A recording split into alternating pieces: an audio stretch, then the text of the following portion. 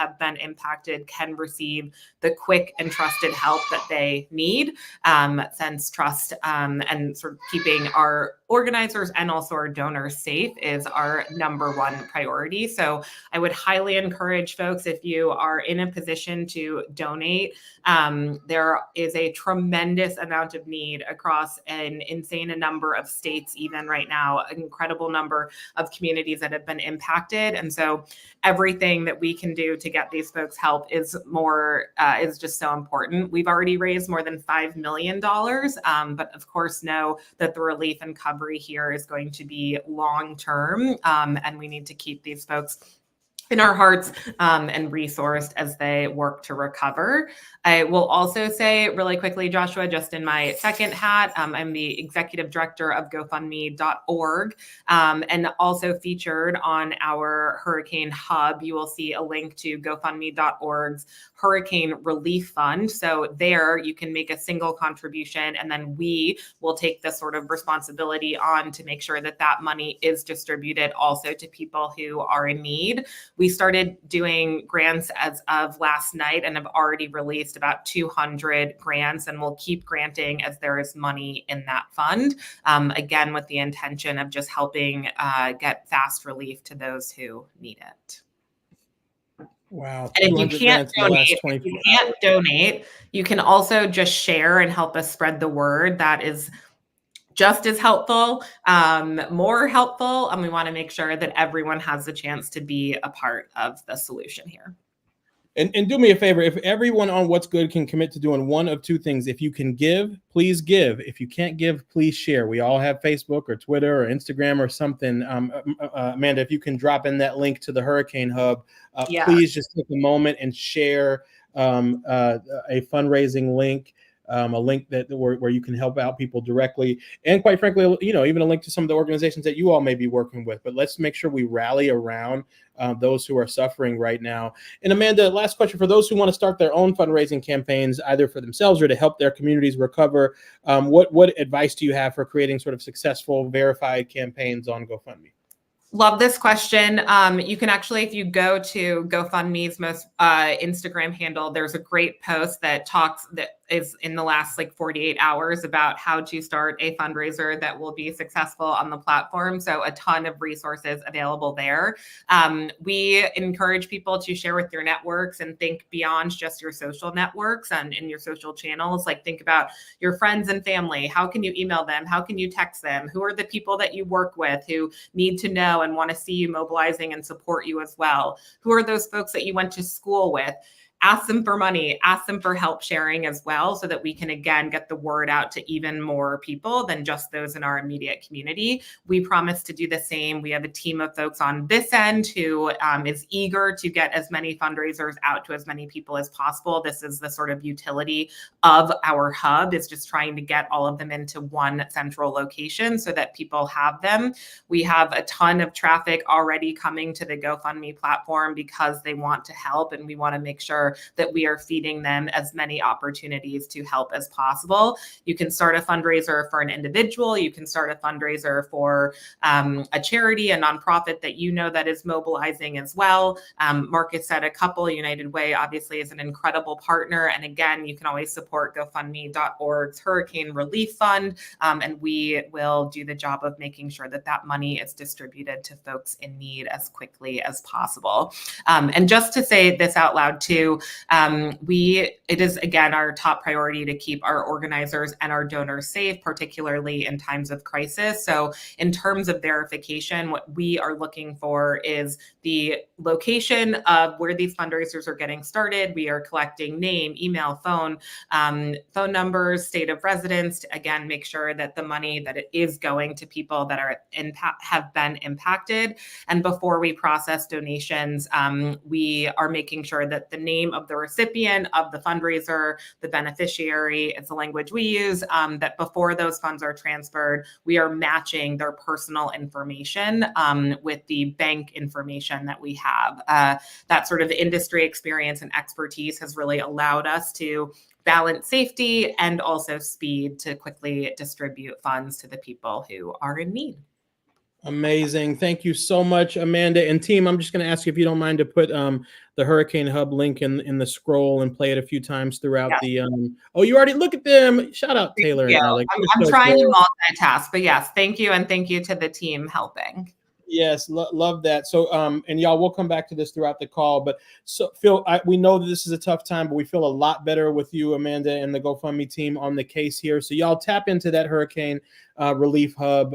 It's going to be critically important. The next few days are critically important for people, and so we just encourage you to either give or share as widely as possible. So, thank you, Amanda. I know we'll talk soon. Okay.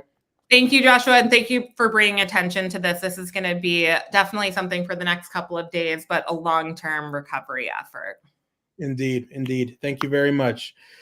All right, you all. Thanks for taking a moment to just extend your hearts and your sharing and your resources or whatever you can to those who have been impacted by the hurricane. There's going to be some tough days and weeks and months ahead, and so we need our collective efforts to help folks out.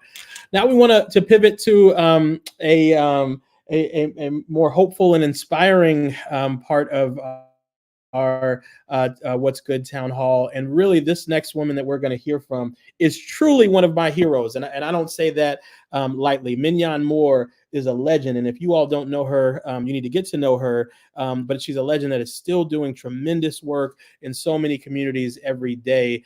Mignon began her career early in politics, and she'll share more about this as an advisor to the presidential campaigns of Reverend Jesse Jackson. And I believe both 1984 and 1988. She worked for Michael Dukakis's campaign as well. I think she was deputy field director there, was a critical confidant and continues to be to Secretary Hillary Rodham Clinton over the years, and really shaped so much of her work in the White House as director of political affairs under President Bill Clinton and head of the Office of Public Liaison there. She now leads Dewey Square Group state and local practice, but she's on here tonight amongst many other roles that she has, because all of that magic that y'all saw at the Democratic National Convention can be traced directly back to my friend Mignon Moore. Let's watch a brief clip of her, and then we're going to have a conversation with Mignon. Hello, everyone. I am Mignon Moore, permanent chair of the Democratic National Committee. It is a pleasure to welcome you all to my hometown, Chicago. This convention is a celebration of our hard work and accomplishments and of the American spirit that makes this party and our country great. That's the spirit President Biden reignited when he told us we were in the battle for the soul of our nation. Throughout his term, he has brought us together and revived our country and our country's soul. And last month, in a true act of patriotism, he passed the torch to the next generation and the next president of the United States, Kamala Harris. Wow. A front row seat to history. Welcome, Mignon. Thank you for joining What's Good. It is so great to be with you, Joshua. I feel like I am in God's country. You are indeed. I am in God's country being on this call with you. Thank you so much for inviting me. Oh, it's such a pleasure and an honor. And thank you for your service to our nation. And I truly do mean that. Now, Mignon, the DNC obviously was a huge stage, and we just saw you on that stage. But a lot of your career has been sort of creating change behind the scenes. Would you mind just giving us a little bit of a glimpse of your journey over the years, from Chicago early on to Chicago at the DNC? Just talk to us a little bit about your journey. Josh, a lot of people were a little bit surprised to see me out front because I've chosen to be behind the scenes, because one of the things that I love about the work that I do, it's called public service. It's not public mignon. And when you're trying to do service, you really do try to keep focus on the people and what your assignment is. So that's just a backdrop of how I approach my life in public service. I started off in Chicago. I worked with Reverend Jackson, and I worked for this one wonderful woman, Reverend Willie Taplin Barrow. And she was so insightful. She was smart. I tell everyone that I can tell she was the brains behind Reverend Jackson. And she took me under her wings, and she used to carry me to all of her important meetings. I would sit in meetings with all of these great leaders from around the country, and I'd sit in a corner. Mostly I was there to just carry her purse, and I was honored to do that. But I didn't realize until much later what it did for me was it developed an antenna for me to really think through complex issues, because I could draw back on some of those conversations, listening to Harold Washington, listening to Doug Wilder, listening to many of the leaders that came together under Barbara Skinner and Tom Skinner's family leadership retreat. All of those things I was able to witness. You know, when I talk about Coretta Scott King and Dr. Betty Shabazz and Dr. Maya Angelou and Reverend Barrow, these are women that took me under their wings. I don't know them, but I didn't know them by name. I knew them by person. And I knew that everything that I did in life would be a reflection of them, not me. And so I've had this remarkable career from behind the scenes, but it gives you an opportunity to witness everything. I mean, you get to witness the good, the bad, and the ugly. But the one thing that I've maintained throughout all of this is you can be in it, but not of it. And I've always wanted to be an anchor for not just my faith, but for making sure that in whatever role I have, it's the role that will open the door for someone else. And I will never be the lonely, only one sitting at the table. Yeah, well, you have always opened those doors. And thank you for speaking the name of your mentor, Reverend Willie Barrow, into this call. You all, please go look up a bit about Willie Barrow. I just remember her from the 2007 and 2008 Obama campaign and how much our former president relied on her in some critical moments in his life. But she was an absolute legend. She marched with Dr. King. She attended the March on Washington and Bloody Sunday and more. And one of the things I do remember was that she was also out front on issues before they were popular. She was an advocate for the LGBTQ community and HIV/AIDS activism early on, before that was popular. And that courage, I'm sure, was a template for you as well. So thank you for speaking about her. To the convention, and we'll get into some of the details. But first, your role as chair. What does that mean, Mignon? What's the expanse of your responsibilities? When did it start, and what all did it encompass? Well, I got a call from the White House back in August of 2023 asking if I would be willing to serve as chair of the convention. Now, there are two chairs. Obviously, we had Jamie Harrison, who was the chair of the party, but the convention is a totally different apparatus, and it is mainly like a startup. And at the time when they asked me, my first question to them was, while I do have a full-time job, how much time will this take? And they were like, oh, we'll have an executive director, and we want you to work closely with him. And it's a young man by the name of Alex Hornbrook, fabulous young man, and just really, just incredible.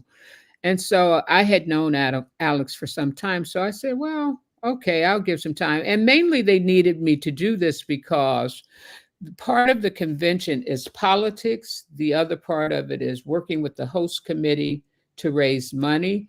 And the third part of it is a big logistical operation, second to none. And they really needed me in there to make sure that I could make sure that the governor, the senators, and all of our stakeholders were at the table. And lo and behold, when I took the position, I didn't realize that it was going to turn into what it eventually turned into, not just the switch, but eventually we learned that there were protesters, the war, Gaza. And so it became a big security operation as well. So more and more my time became consumed with it. So there are lots of components to the convention, but the biggest parts of it are the security operation, the transportation operation. You got to get your delegates and your 50,000 guests from point A to point B. Housing operation, and you have a big credentials operation, which becomes the Game of Thrones, by the way. Everybody is looking for credentials and bartering with credentials to upgrade themselves. So that was one part of it. But we also had another big, massive operation over at McCormick Place, where the DNC was carrying out its official business, like meeting with their caucuses and councils. We had what was called Demzilla, where we had all of our ally groups come and make sure they set up workshops, make sure they set up trainings. And that was happening over at McCormick. And then we had the tremendous build out in the evening over at United Center. And what people don't understand about, any of these big edifices, we have to tear them down. We also have to build them back up once we tear them down. So we went into the United Center, we took out seats, we had to retrofit the suites that people were sitting in. We had to build a stage, and all of that requires time, logistics, and a team. And the one thing, if I can impress upon you and leave with you about a convention, it is certainly not one person. It is a massive operation. We had a production team, we had a logistics team, we had a transportation team, we had a security team, we had an allied groups team. We had all of these teams, and between Alex and I, we had to make sure all of these teams were working in sync with the host committee. The host committee, who was led by a young woman, incredible young woman, Christy George. They had to raise the money in order for us to put on the convention, but they also had to make sure that the city brought to bear 12,000 volunteers. And I know all of this sounds like technical jargon until you can get to the sexy, like the roll call. But before you could get to the stage, we had to spend a lot of time with Secret Service. We had to spend a lot of time with the Chicago police. We had to spend a lot of time with transportation, just to make sure that when you brought your families in town, because what I like to remind people about conventions, it's just not the delegates. Many of the delegates use this as vacation. They bring their families, they bring their children, they bring their mothers. I mean, I hosted a box one night for just mothers. I mean, so it's a big family affair. And you have to make sure all of these pieces are working together. One of the things that I pride President Obama in, which was another big aspect of it, we had a former president from that city, so we had to honor and respect that. And so one of the things I laugh about, I say, I thank God that library was not open, but I encourage everybody to go see it when it's open, because none of our delegates would have ever made it to the hall. Goodness. Because I did get to see the mock-up of it, and it is going to be incredible. So yes. Anyway, so that's the big picture. The building is looking so good over there, but you all did a tremendous. Y'all, I don't know if you were counting, but I certainly feel like I have a sort of a front row seat to the housing, transportation, security, politics, credentials, probably press, all of that, all at the same time, and you handled it so well. Just a couple more questions, Mignon. Now, obviously, in the middle of the planning, actually towards the end of the planning, there was a massive switch, right? There was a transition, a passing of the baton from President Biden to Vice President Harris. How did you handle that? How did you handle this seminal moment in American politics that was happening in real time right before your convention?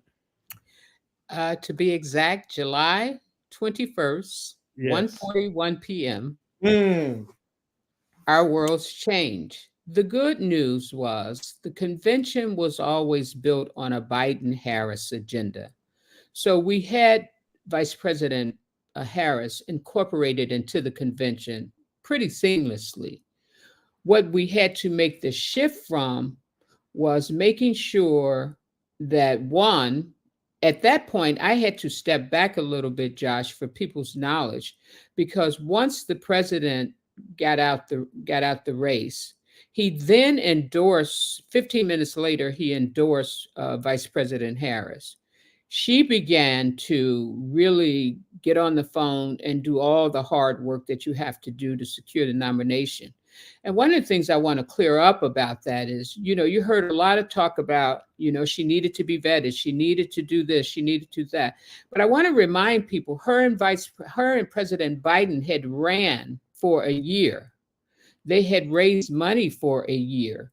Everyone had the opportunity to run this race a year out before this switch even happened, but nobody chose to run. But even with that, our chairman of the party, Chairman Harrison, he had to call all of the people's names that had been reported on that they were interested in running to see if they were indeed interested in running. We had to put a process together.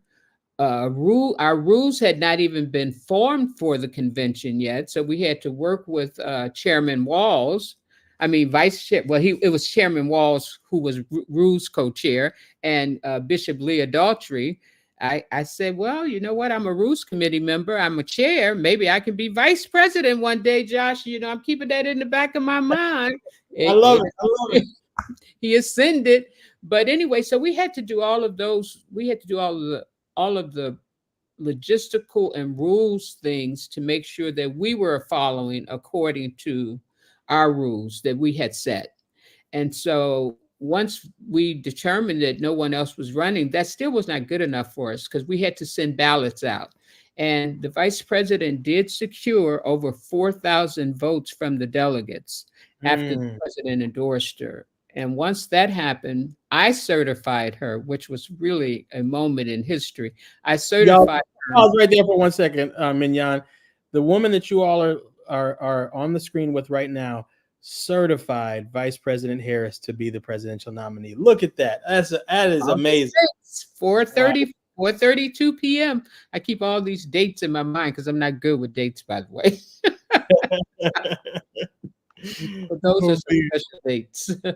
Yeah, well, that is so special, and we know it wasn't just special; it was a ton of work as well. Just two last questions, Mignon. First, I want to play a couple clips and then ask you some of your favorite moments, either behind the scenes or on the stage. But y'all, just a quick refresher. We want to remind you with a couple clips from Mignon's DNC. That's what I'm gonna call it. I know it was the countries, but it was also Mignon. So let's check this out. Kamala Harris is more than ready for this moment. She is one of the most qualified people ever to seek the office of the presidency. And she is one of the most dignified. A tribute to her mother, to my mother, and to your mother too. The embodiment of the stories we tell ourselves about this country. Her story is your story. It's my story.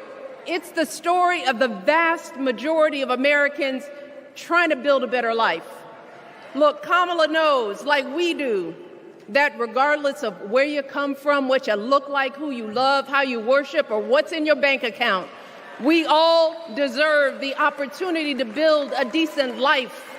All of our contributions deserve to be accepted and valued. I love that. Mignon, what were some of your favorite moments, either behind the scenes or on the stage? What you didn't get to see, Josh, was one of the roles that I actively took on during this convention, because we had a lot of new people in the system. We had a lot of state chairs that had never been to a convention. So I actively took on the role as a mentor. And we had so many great young people from diverse backgrounds that came and worked their tails off that you'll never get the opportunity to see. And I quietly read some of the notes that they left me. And you know how, the favorite saying, good and faithful servant. Yes. I feel like if I did nothing else, I put in the pipeline another group of young people who will be value-based, who will bring to this country what we hope they will bring once President Harris is elected, and that they will be our next servant leaders. Wonderful, wonderful backgrounds. Yes. And of course, the roll call. Now that I will tell you, and you and your listeners, I was a little bit skeptical at first. And so I decided I was going to sit through the rehearsal quietly to just make sure this thing was going to come off right. And once I sat through the first hour of the rehearsal, and that came from the brilliance of a young woman, her name is Alethea, and DJ Cassidy had come to me by way of one of our supporters, and he wanted to really do something at the convention. And Ricky Kirshner, who was our producer, said, we'll make him the music maestro. Well, we didn't have any coordination with what that meant as it related to the roll call, but for some reason it all came together. And one of the things that I learned throughout that little process is, one, listen to people, listen to ideas, because ideas can take on forms. And so when I sat through that rehearsal, Josh, I knew you guys were going to be in for a treat. I just knew you were going to be in for a real treat. Now everybody's going to try to outdo themselves in the next 4 years because they were like, I don't know if they'll top that. Yeah. I don't know if they'll be able to top that one. And it seems like the What's Good audience believes the same. I don't know if you're seeing the chat, but the roll call was the most enjoyable part of the convention. It was awesome. Great job, Mignon. Brenda Lane said, good and faithful servant for sure. Patricia Walker said, God puts people in your path for a specific reason and season, and he knew Mignon Moore was needed for this time, and on and on and on. Just some beautiful reflections there. Hopefully you see those. Last question, Mignon, and then we'll let you go. I know it's a busy time, but just, in the wake of the convention and as we move forward into these next few weeks, what do you want people to know about your friend Kamala Harris? First of all, I want you to know that she is a woman of deep faith. She might not wear it on her sleeves like me or Josh, but I can tell you in her quiet moments, I know for a fact she's a woman of deep faith, and she leads with character and integrity.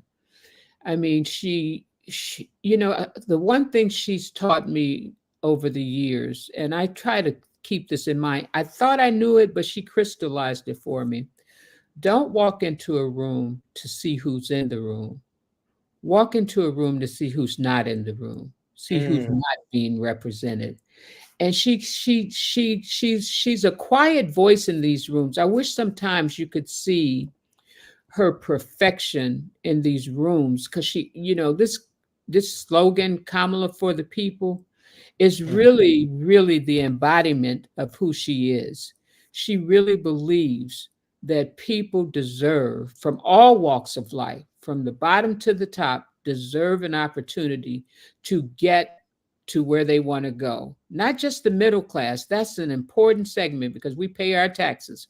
But she wants people that are below middle class to be brought up to the middle class. I mean, this new policy initiative that she announced was just near and dear to my heart, because I think about all these young people who don't have 4-year degrees but want an opportunity to have great jobs. And so she is advocating that you don't have to have a 4-year degree to do these good paying jobs. And I think that's very important because it opens up a world for people to be able to compete. I think she's a leader that we can put on a world stage and she won't embarrass us. She's divisive. She wants to bring this country together. I think she shows strength in a time when it's sometimes feel dark, but she's still adamant about bringing joy to this. And I also believe she will lead with integrity. And that's very important in a president, because the most fundamental quality a president must have is trust. The American people must trust them. And I believe to my core, when she sits behind that resolute desk, you will be able to trust what she says, and you will know for sure she is working on behalf of the American people. Wow, Mignon. Well, we are looking forward to that day. And you all, a leader that is not going to embarrass us, a leader that we can trust, and a leader who walks into the room, not just scanning the room to see who's in there, but who is not in there. That is beautiful. Mignon, thank you so much, not just for what you're doing, not just for the convention, but for empowering this next generation that you just talked about, those folks that were sending you those notes, the Lethias and Christina Q's and all the other folks of the world. In fact, one of your mentees is going to be on at the end of this call, our dear friend Jotaka Eaddy, who I know is a part of this Mignon generation of folks who are walking confidently into the world because you've poured into them. So thank you for pouring into us in these few minutes. We appreciate it, Mignon, and we look forward to hearing more from you in the future. Josh, can I just say, I just have to tell your listeners how much I love you, and tell Michelle she's got to just give me this for tonight. Just let me love you. Just let me love you. I love both. I appreciate that. You and Jotaka are just my heart, and thank you both for all that you do. But Josh, you're another one that kind of works quietly behind the scenes, but you move with the spirit, and I so honor you for that. I really do. I received that. Thank you, Mignon. Sometimes it's tough for me to receive compliments, but I received that one. Thank you, and we'll talk to you soon. Okay, brother. Thank you. All right, thank you. Y'all, Mignon shared some of those moments from the convention. I want to play another brief one and then bring on some special folks. There is a powerhouse, along with the amazing Alexander Blanc and Samantha Williams, who makes these What's Good moments happen. Her name is Taylor Mason, and she's the head of creative strategy for Values. She is also the proud daughter of Marcus Mason. Marcus is a tremendous man who you're going to get to know in just a minute, member of the board of the Congressional Black Caucus Foundation, senior partner at the Madison Group, a delegate to the Democratic National Convention who had a front row seat for that convention, and proud father of Taylor and Romello and Grace, and just delighted to hear from Marcus. But I'm not going to interview Marcus. In fact, we're going to have his daughter, Taylor, who works for Values and puts on these events, interview Marcus right after this next clip. And every day in the courtroom, I stood proudly before a judge and I said 5 words: Kamala Harris for the people. To be clear, my entire career, I've only had one client, the people. On behalf of the people, on behalf of every American, regardless of party, race, gender, or the language your grandmother speaks, on behalf of my mother and everyone who has ever set out on their own unlikely journey, on behalf of Americans like the people I grew up with, people who work hard, chase their dreams, and look out for one another, on behalf of everyone whose story could only be written in the greatest nation on earth, I accept your nomination to be President of the United States of America. What a moment. What a moment. Y'all stay on till the end. We have the phenomenal Jotaka Eaddy who's going to join us at the end, and we're going to have you out of here by 9 or very, very soon thereafter. But first, I am delighted to pass it over to Taylor Mason, head of creative strategy at Values, to introduce her dad, DNC delegate Marcus Mason. Taylor, over to you. Thank you, Joshua. Hello, everyone. I'm Taylor Mason, head of creative strategy here at Values, and I'm excited to introduce our next guest, who is someone very special to me. He was Capitol Hill's youngest chief of staff at the age of 21, and now advises heads of state, C-level executives, and policymakers at the highest level. Early on in his career, he became a trusted advisor and confidant to California elected officials in Los Angeles City, Los Angeles County, and Sacramento, as well as the California congressional delegation. His journey led him to serve as an advisor to both campaigns for President Barack Obama, as well as a trusted advisor to the Obama-Biden White House. President Biden appointed him to serve on the Democratic National Committee, and also was an advisor to the Biden-Harris campaign and chair of the African American Finance Council. He's a superdelegate pledged to support VP Harris. He holds plenty and many of titles, y'all, okay? One of them is the senior partner at the Madison Group, and the other is my dad, Marcus Mason. Hi, Dad. Hey, Miha, how are you? And thank you so much for having me. And look, let me just say this, sweetheart. Joshua must have set me up or tried to set me up by having me follow the great Mignon Moore. Just a dear friend of mine. And the only reason I would do that is because my Mija, my oldest daughter, is interviewing me. So thank you so much for having me. Of course, we're happy to have you. So let's dive into it. Can you share a bit about your journey? How did you navigate your career and to reach the intersection of politics, business, and advocacy? Yeah, I can definitely do that. Look, my journey was actually not intentional. I did not seek out to go into politics. I was a college football player at Arizona State University. I was happy in the desert. I was happy in the sun. But I got injured, and your Nana thought that I needed to do something, and my injury ended my career. And your Nana thought that I needed to be involved in something that was just as competitive and hard fought as the college gridiron or as the gridiron. And for me, I looked around and I chose politics and campaigns. So I kind of stumbled into it, but they always say that success is where opportunity meets preparation. And there were things in my life that I had done that had prepared me to meet that moment when I was given that opportunity. I love it. I love it. I know the story much, but glad that you were able to share it now. So I vividly remember the excitement on your face when you returned home from Chicago, and you mentioning that this convention just felt different. What was going through your mind as you processed your time there? And can you touch on why you think the convention felt different? Well, first, let me go backwards just a little bit to go forward, because that convention could not have been pulled off without the dedication of the woman that preceded me on this show. You have to realize that, and it probably didn't settle in. Mignon Moore had a full-time job in addition to running nearly a dozen teams with people who were experienced and many who weren't experienced. For some, this was their very first convention.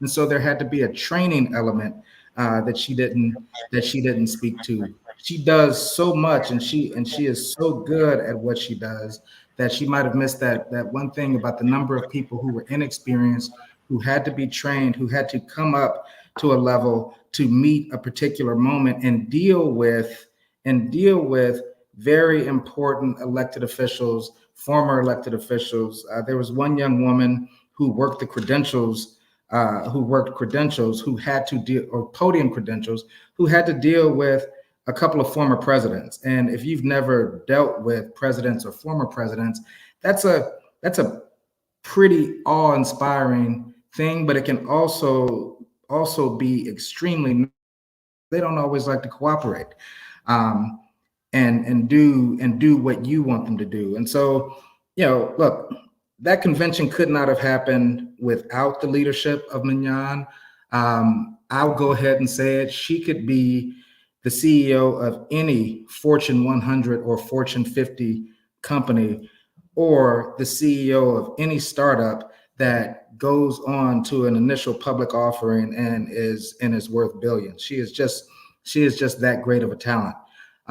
What made it so special for me is I think I've been in politics now for the entirety of your life. So I won't throw the number out because I don't want to give your age away. But I've been in politics for about 3 decades now. And what I completely underestimated, and what a number of us completely underestimated, was what bringing joy back into politics could mean. Vice President Harris, soon to be our next president of the United States, brought joy back into politics. There were people who criticized her because they didn't like her laugh. It's a great laugh. There were people who said, oh, well, she smiles or she does this. She carries a joy and a joy with her and an easiness, and that really wove itself throughout the convention and uplifted not just the delegates, but the people who were there to bear witness to history. You know, from just a presentation standpoint, and I'm going to pat her on the back one more time. You know, our permanent chair pulled off the equivalent of 4 Apple product launches, one better than the next, over 4 consecutive days. And that is very difficult to do. And to leave a room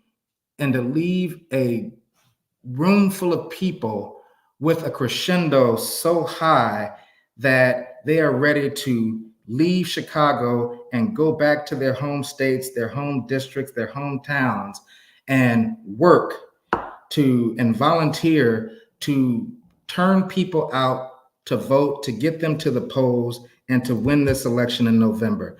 That was really that special nature, that joy that you saw in my face was the joy that emanated from that convention.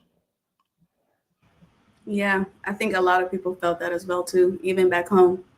So one last question for you. For young people Sure. looking to break into politics at the highest level as you have, what advice would you give them? First, I would advise them to be ready. But secondly, don't be afraid to walk up to a Marcus Mason or a Mignon Moore and introduce yourself. Don't be afraid to walk up to a Jotaka Eaddy and introduce yourself. But more importantly, believe in yourself and believe in what you have to offer to this process. When I ran my very first campaign at the age of 21, the thing that I could offer to the process was I had youth, but I also had a very different way of thinking. I grew up at the earliest stages of technology and computers, and I applied technology to a campaign in Los Angeles County. And after we had won the race, I was told that had never been done before. I was able to extract down almost to the vote, the number by which we would win, simply by using math. And when I was told that had never been done before, I scratched my head and wondered why, but realized there's always something in this space that has never been done before. So believe in yourself and believe in your idea enough to lay it on the table. And regardless of whether it's accepted the first time or the second or the third, just believe in yourself enough to lay that new idea on the table. Innovation can help win races. Innovation can get you to succeed in this business. Love it. So what I'm hearing is show up for yourself, believe in yourself, and advocate for yourself. Advocate for yourself and advocate for your idea. Absolutely. Well, thank you so much, Dad. You're welcome. You taking the time to chat with us, even on Gracie Girl's birthday. I love you so much, and I'll talk to you later. All right. Talk to you later. Joshua. Thank you all. Back over to you, Joshua.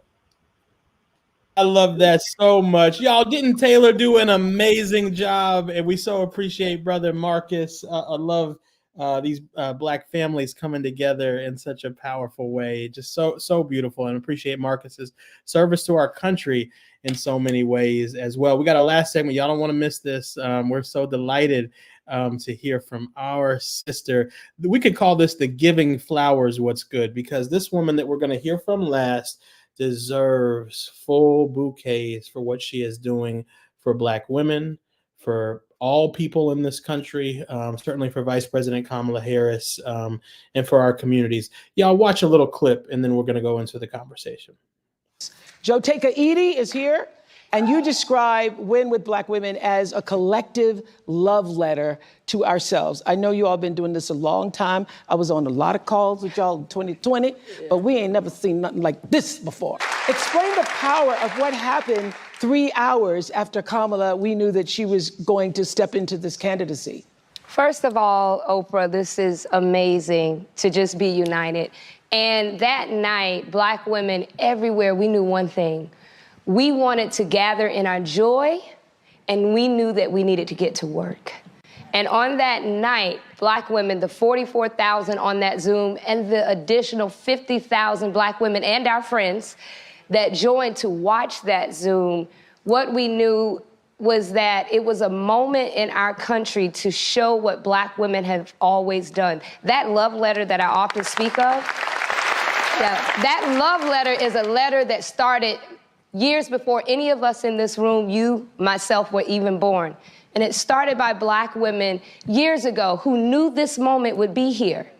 But they worked and they knew they wouldn't see it, but one day we would. And I just think that it is an honor for all of us to be able to usher in this moment, knowing that those who watered this mighty field are now allowing us to eat of the fruit of the trees that is there. Thank you.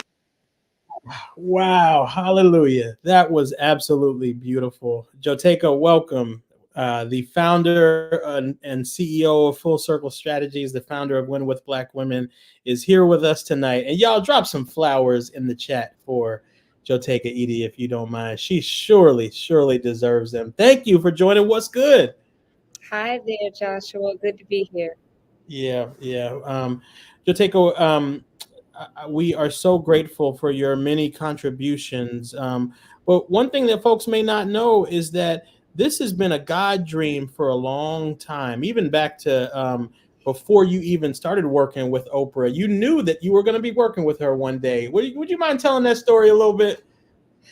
Yes, and first of all, it's always good to be with values and what's good,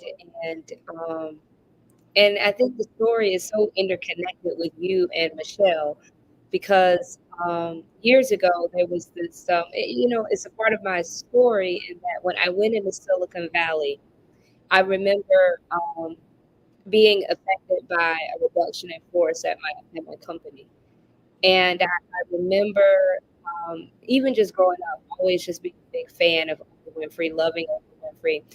But at the time, there was a video that I saw, and it was a very sad moment in my life. I had internalized something that had nothing to do with me, but I had internalized it, as many of us often will do. And I remember a video of Oprah Winfrey speaking at Stanford University.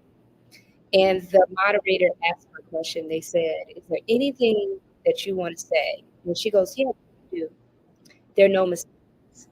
There are no mistakes. Wow. That marriage that doesn't work out, that job that doesn't work out, whatever it is, simply the universe moving you in the direction that you are divinely meant to walk." And in that moment, I decided to get into my own personal feeling, all of these feelings that I wasn't good enough, I wasn't smart enough because I was affected by this reduction in force at my very first transition into Silicon Valley, and decided that I was just going to get out of it. I remember tweeting her that night, and I tweeted at her and I was like, "Thank you for reminding me that there are no mistakes." And I would say, "One day we're going to be, you don't know me yet, I'm going to be your next favorite thing, show on your network." And it was this, this thing that I would just sort of write to her and say things. I know you had saw it and have been working with her. You mentioned it to her because I used to call her office and just ask for it. And who would have ever thought that I would fast forward years later and I was telling her about that story of what happened. And then she tells me about when she was affected by a reduction in force when she was in Baltimore. And I told her, I said, "Oprah, I tweeted you." And she said, "Well, I wasn't able to see it because you always asked me to tell me the story. You be in such a moment to call her a friend. So to partner with and work with is quite a reminder that there are no mistakes and that simply sometimes God will do things in your life that will shift you in the direction that the universe is for you to walk." Wow, there are no mistakes. Imagine if that reduction in force had not happened, Jotaka. Right? Like, you know what I mean? Like, you would be working in corporate world somewhere in Silicon Valley, and all of the massive world-changing, community-shifting, empowering impact, these people that are lighting up the chat. And thank y'all. We know that so many of you all know and have been inspired by Sister Jotaka. would not have been possible, but it is possible because there are no mistakes, but also because you were prepared and you were ready and you did the work. Mignon talked about empowering the next generation. I know Jotaka won't mind me sharing that she is one of the folks that that Mignon has empowered and inspired in so many ways. And years before this moment that we just saw, you came together and with some amazing women, and you founded Win with Black Women, and that was some awesome moments in the early days. But then there was a lot of work that people didn't see behind the scenes for years, right? Jotaka, to even be ready for that day in July. Talk a little bit about just the journey of Win with Black Women and some of the work that happened behind the scenes. Well, Joshua, you know, there would be no Win with Black Women without Mignon Moore and the Colored Girls. It was indeed a call to Mignon Moore on August 1st, approximately 11 a.m. Mignon said she likes to call these times out, call some times out tonight. So I'm going to follow the footsteps of my mentor.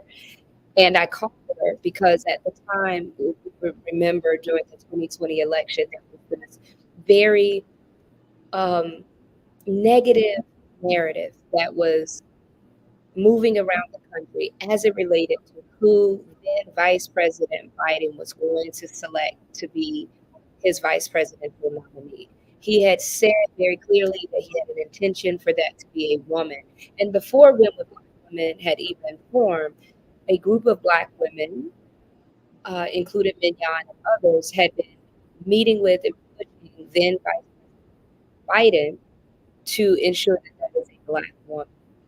And so once there had been conversation about it being a Black woman, and all of these amazing Black women, their names had come forth. Stacey Abrams, now Mayor Bass, Al Dimmons, and Susan Wright, so many, and now Vice President Kamala Harris.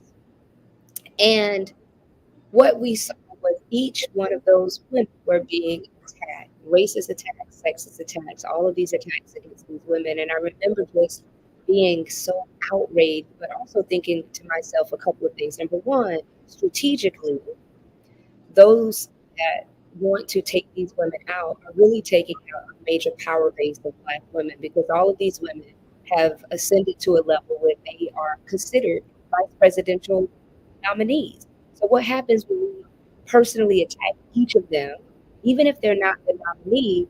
What happens to them when they're up for a cabinet position or for the head of a university or Fortune 100 company? They've been so markedly attacked that it makes it difficult for them to ascend. So that was one.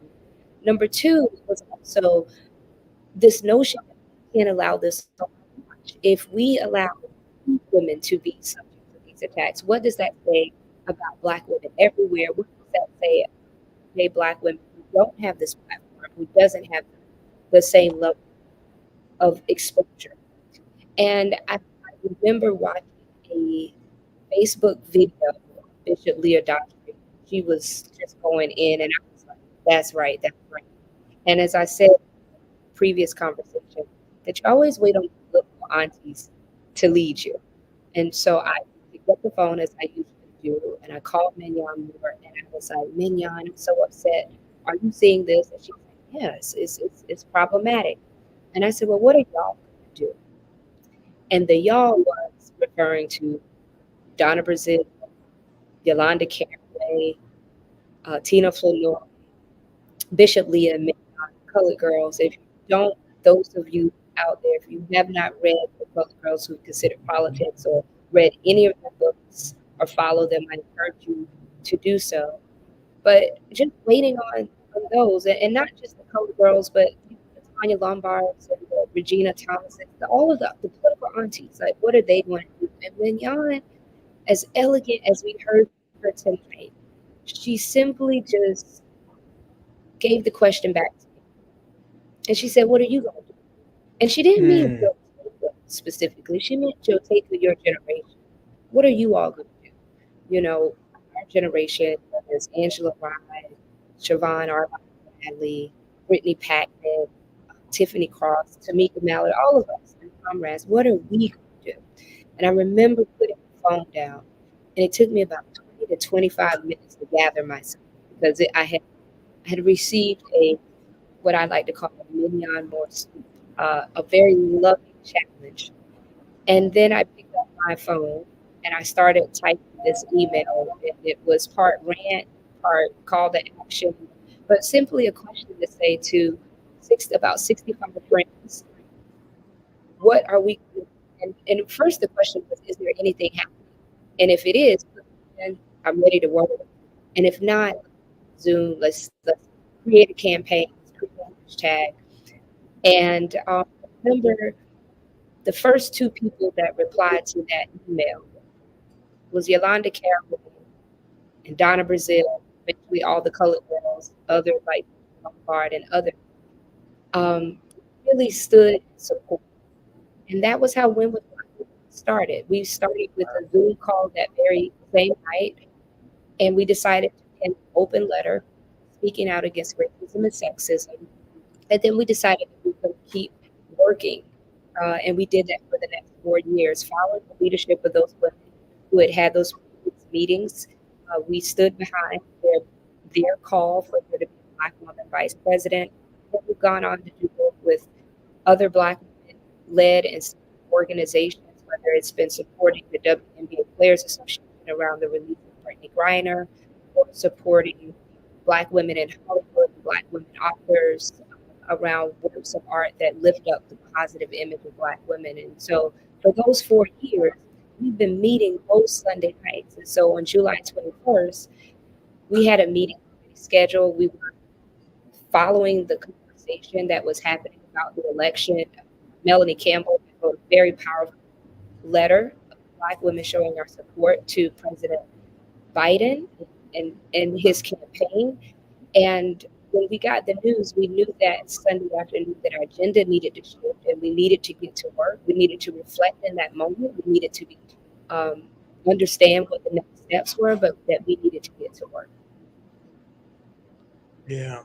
Wow. And get to work you all have done. And y'all, I want to double click on how impactful these women have been. I'm so honored that my own wife, your dear sister, Michelle Dubois, is in the number there, along with my mom, Christy Sinkfield, the president, vice president, and secretary of the Jotaka Eaddy fan club, is in the number of Win with Black Women as well. And as a result of Win with Black Women, it's not just the support for Vice President Harris right now, although that's essential.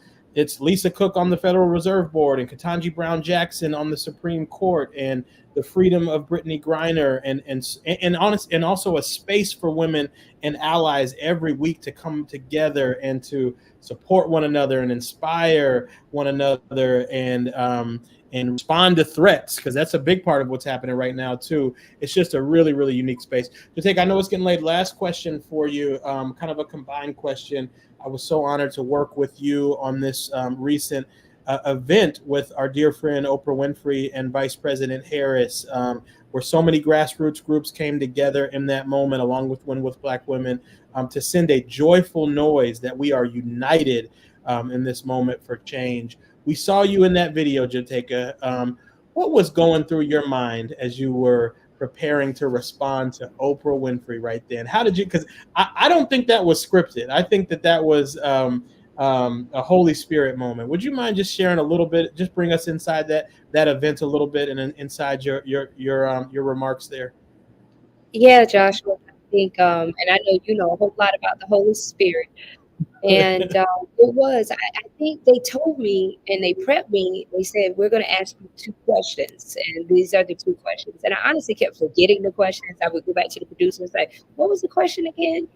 I was just really so focused on that event being an event where the grassroots organizations that have emerged and are still organizing for the vice president felt the importance of what they have been doing in the country. So I have been really just focused on them leading up to the event, not really focused on what I was going to say or even much caring about speaking.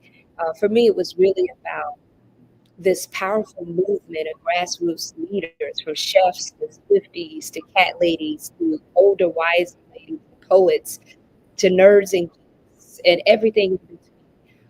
And so when I stood there. I honestly don't remember the question. And I remember standing up, and I remember not even standing up because I was told I was supposed to stand up when Oprah said my name. And Oprah said, stand up. And so I get up, and I just remember going blank. And I was nervous when I sat down because I was like, oh my God, did I do gibberish? I don't remember what I said.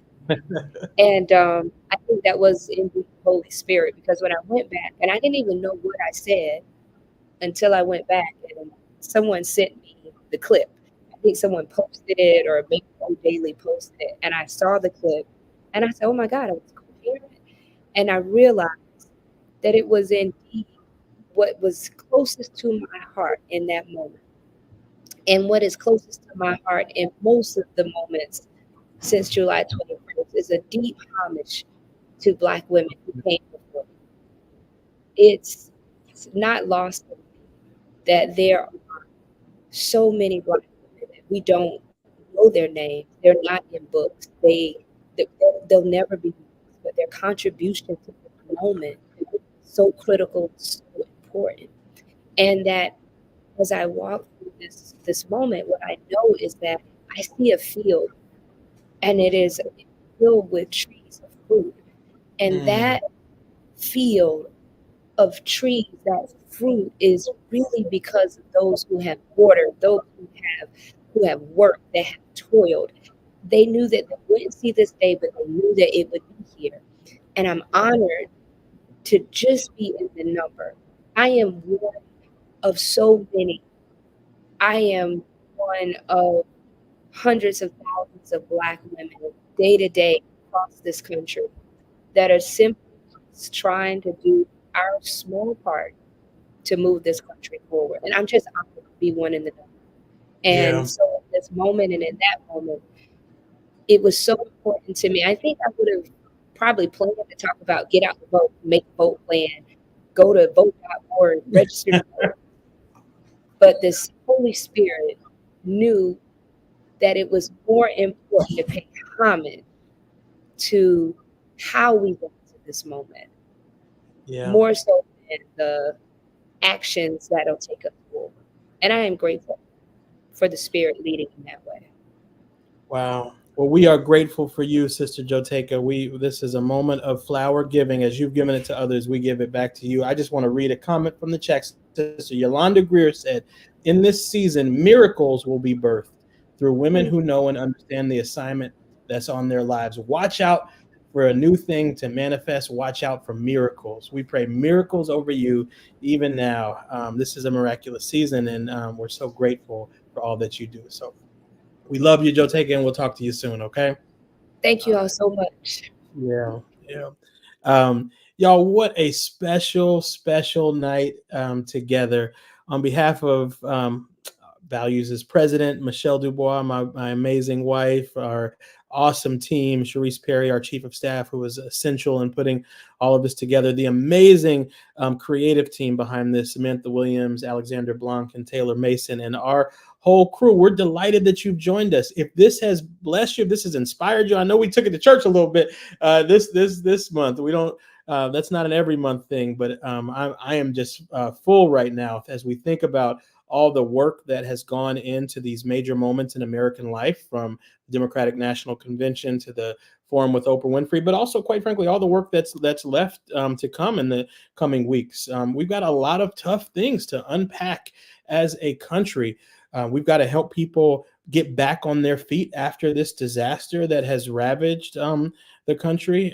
We've got to remain focused and sustain our energy over the next month as we're trying to get as many people out to vote as possible, to stand up for our democracy, and in ways that no one will ever know. We know that you have work in front of you in your lives to make sure that your families have what they need, that you're fulfilling your own purpose in life, that you're caring for our environment, that you're loving on the babies in your lives, and more. And with all of that work, we think it's important to pause, to step back, and to reflect on the good And that is what What's Good is all about. I hope you'll join us next month.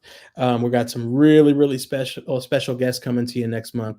And in the meantime, take good care, and every blessing to you. Thank you all. We'll talk to you soon.